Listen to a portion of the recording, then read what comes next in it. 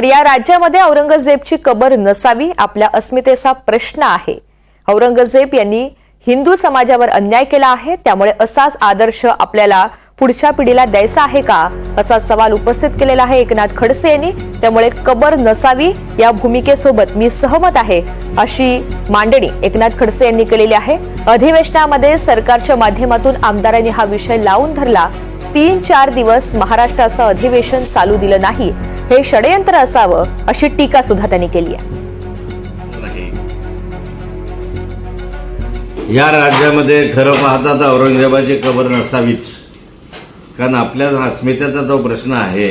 मोठ्या प्रमाणावर या समाजावर, हिंदू समाजावर त्यांनी अन्याय केलेला आहे, अत्याचार केला आहे, जिजिया कर लावलेला आहे, आणि असा आदर्श आपल्याला समोरच्या पिढीला द्यायचा आहे का? त्यामुळे ही तर नसावी या भूमिकेशी मी सहमत आहे।